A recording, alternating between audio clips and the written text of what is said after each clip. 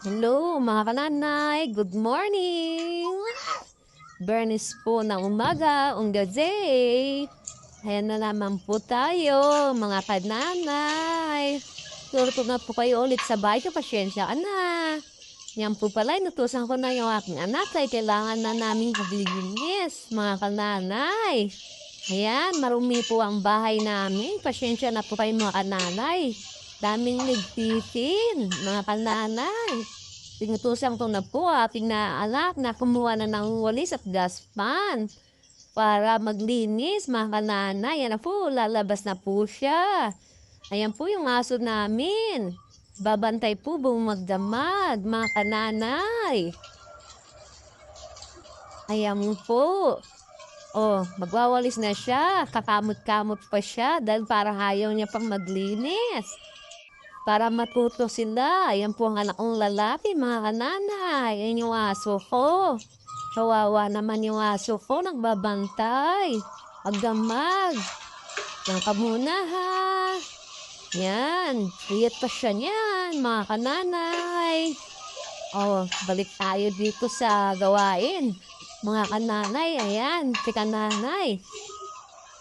Tayo ay mag-init yan po ng tubig, mga kananay. At yan po pala kape ni kananay, Blanca, ayan. Magsasaksak na po niyan tayo, mga kananay, de para mag-init po ng tubig. Mga kananay. Ayan, saksak na po natin, mga kananay.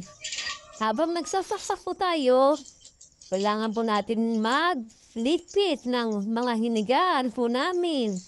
Ganyan talaga ang mga kananay. Kailangan na natin sa buhay to, mga kananay. Ligpit-ligpit lang pag may time, mga kananay. Ayan, nagtutupi na po ng kumot si kananay.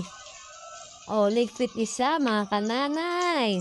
Malayo pa ang nagayang ng mga una namin, mga kananay. O, napahirapan pang sarili ni kananay, pwede namang lahatin niyang iligpit. Ay, iwan ko ba sa sarili ko to, mga kananay, yan, ligpit pangalawa.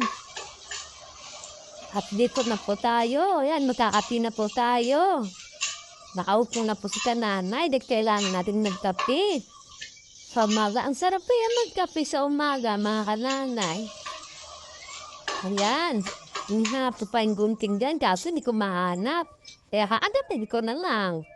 Pero hindi ko ang alam, ayan lang pala, nakita ko na. Ayan, tutukain na pala si kananay sa bunting. Yan, ibubusan ni kananay.